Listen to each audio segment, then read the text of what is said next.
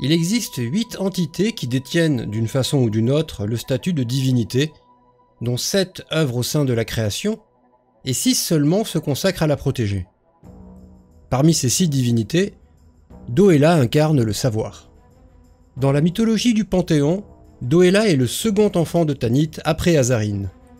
Venue avec elle et la cité étincelante au commencement. Elle a donc joué un rôle majeur dans la création, aidant sa mère à repousser le néant, aidant Azarine à conceptualiser le monde, les lois physiques et les êtres vivants, et certainement aussi les âmes, mortelles ou non. Sa science, son intelligence et son esprit de déduction sont infaillibles, faisant d'elle une figure de conseiller de premier plan auprès des dieux, rôle qu'elle a toujours assumé, y compris auprès de la mère des dieux, qui, dit-on, lui confie les secrets de l'univers afin de mieux pouvoir les oublier et se consacrer à d'autres tâches prenantes. Ainsi, Doëla est la mémoire même de la création, possédant plus de connaissances que n'importe qui. Cette position de neutralité a toujours été un mantra pour la déesse, y compris au milieu des pires trahisons et des scandales qui ont ébranlé le Panthéon. Même les dieux l'ayant quittée, voient en elle une entité de bon conseil dont les portes seront toujours ouvertes. Sauf pour l'une d'entre eux, Naosi. L'inimitié qui lie les deux sœurs est légendaire. Naosi est la dernière née et manipule le seul secret qui échappe à Doëla, la magie. Doëla voit en cet art mystique la clé qui perdra la création. La force incontrôlable du chaos et une infecte mutation du néant en quelque chose de bien plus insidieux. Bien que plusieurs puissances appartiennent au trône de Doëla, il n'existe aucune église divergente ayant pignon sur rue. Son fils Aegon le Sans-Visage, autoproclamé dieu de la vérité, s'inclut entièrement dans la doctrine du clergé, en ce qu'il tempère le caractère ultra-conservateur de Doëla. Son comportement perturbateur et leur dualité sont le fondement même de la doctrine. Quant à Saven, la seconde puissance majeure du trône, il incarne l'intelligence. Il transforme le savoir en histoire, vision subjective de faits objectifs et dont les vivants s'inspirent pour écrire le présent. Saven est celui qui analyse les connaissances pour en tirer des enseignements. Le clergé de Doëla est loin de ressembler aux autres organisations religieuses qui cherchent par tous les moyens à être proche du peuple et de ses préoccupations. De ce fait, il est aussi le moins représenté et celui qui possède le moins de fidèles. La doctrine de Doëla n'a pas pris au sein des masses laborieuses et se destine à l'élite intellectuelle et économique. Le clergé de Doëla a fait le choix, dès le commencement, de miser sur des centres religieux peu nombreux mais forts. Il n'existe que peu de chapelles de Doëla remplissant des fonctions autres qu'un simple autel de dévotion. En revanche, les temples de Doëla sont de véritables forteresses qui concentrent l'argent du culte et protègent les savoirs, ce qui en fait des lieux de pouvoir convoités. Les prêtres de Doëla forment un ensemble homogène et cohérent qui travaille dans un but unique: rassembler et préserver les connaissances, contrairement aux autres clergés qui s'éparpillent souvent autour d'objectifs parfois incompatibles.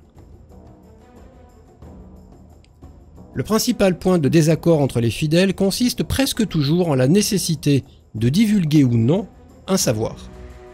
Un débat qui peut durer des mois entiers, car les doélites sont réputés pour leur patience et leur persévérance.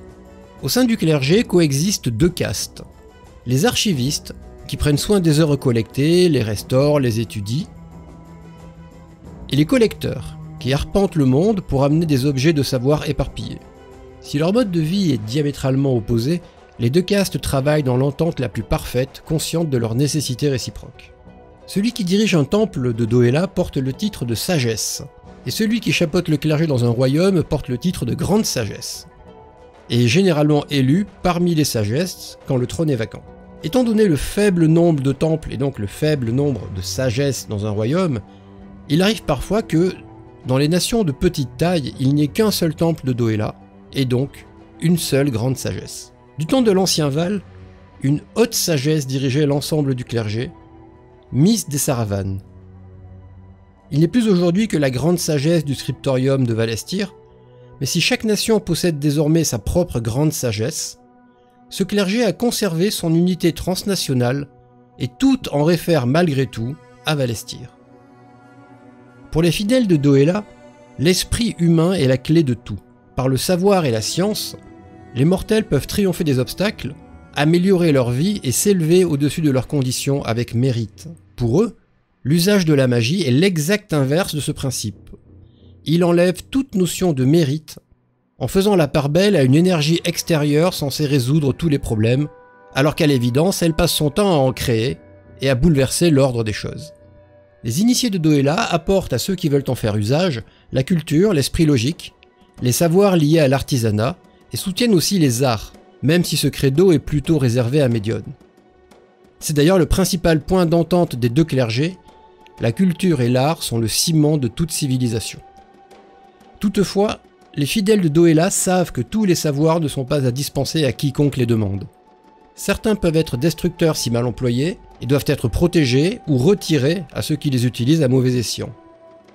Les temples de Doela peuvent être classés en deux catégories, les scriptoriums, ouverts au public, situés dans des grandes villes, et les sanctuaires, interdits aux curieux, qui se trouvent dans des lieux reculés, voire inaccessibles, et où sont gardés les véritables trésors sur lesquels le clergé a mis la main. Au sein des scriptoriums se trouvent parfois des institutions baptisées Majora et dirigées par des professeurs portant le titre de Major, qui dispensent la culture à ceux qui ont les moyens de se la payer.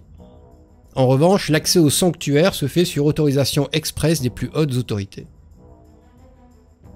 Il arrive également que certaines majoras soient plus indépendantes et situées dans des locaux proches du temple ou subventionnés par les autorités locales. Les majors peuvent être des prêtres ou de simples érudits sans distinction. Architecturalement, la majorité des temples sont ornés de bas-reliefs et de sculptures présentant des personnages historiques, des lieux d'importance, des cartes géographiques précises ou des événements marquants. Ils sont souvent de grande taille, spacieux, aérés, et abritent des bibliothèques immenses et des musées. Ils subventionnent régulièrement des expéditions pour approvisionner en antiquités. Les prêtres portent de longues toges aux couleurs jaune-orangé, souvent très travaillées et possédant de nombreuses poches. Ils apprécient également les colifichets quand ceux-ci ont une signification historique ou symbolique précise, et non pas par simple coquetterie. En qualité de clergé peu attractif, celui de Doela a attiré un très petit nombre d'adeptes désireux de consacrer leur vie à l'épauler. Il existe de nombreux cercles d'érudits proches de lui, mais aucun ayant une influence à grande échelle ou un nombre de membres conséquent. Ordre combattant, les Templiers consacrent leur vie à la protection des lieux de savoir, scriptoriums et sanctuaires. Né spontanément en plusieurs endroits où le savoir était menacé, le clergé a fini par faire fusionner ces entités disparates en un puissant ordre d'élite qui a bénéficié de ses largesses pour s'équiper et s'entraîner. Les Templiers se reconnaissent aisément à l'immense pavois qu'ils arborent, ainsi qu'à leurs lourdes armures chatoyantes. Ils sont célèbres pour leur tactique de défense de siège, et sont réputés capables de tenir n'importe quel lieu fortifié contre 10 fois plus nombreux qu'eux. En revanche, ils ne sont pas des modèles de mobilité, et font de piètres escorteurs ou gardes du corps. Certains initiés très particuliers se consacrent à une tâche ingrate du clergé, lutter contre les débordements des jeteurs de sorts en les privant de leur pouvoir. Ces fidèles s'appellent des objecteurs, et se consacrent exclusivement à ça. Lors d'un rituel assez long, ils soutirent les connaissances magiques de leurs victimes et les absorbent, devenant eux-mêmes des mages, et s'assurent de la permanence de l'effet en le répétant un assez grand nombre de fois. Afin que l'objecteur ne soit pas détruit dans le processus, son corps est intégralement tatoué à l'aide des principaux passages de la doctrine de Doela et de ses propres vœux. Il doit être préparé à l'aide de précieux onguents, d'huile parfumée, comme s'il était lui-même une offrande à la déesse. La venue d'un objecteur dans une cité est clairement une menace pour les mages qui y vivent et qui abusent de leur pouvoir.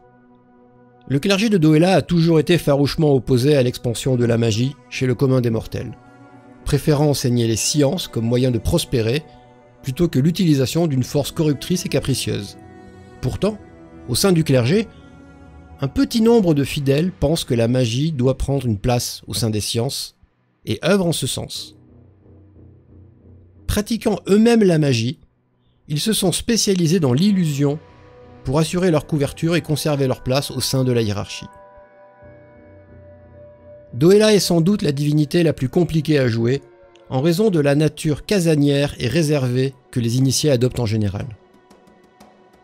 Les initiés de Doela encouragent ceux qui utilisent leur tête ou leurs mains de manière constructive, instruisent les masses autant que possible, et invitent à se méfier de la magie et des mages. La question épineuse des objets magiques est aussi au cœur des préoccupations d'un initié de Doela, ceux-ci conférant des capacités extraordinaires aux plus communs des mortels, et la nature humaine poussant souvent ces derniers à en faire des usages égoïstes, illégaux et parfois même dangereux.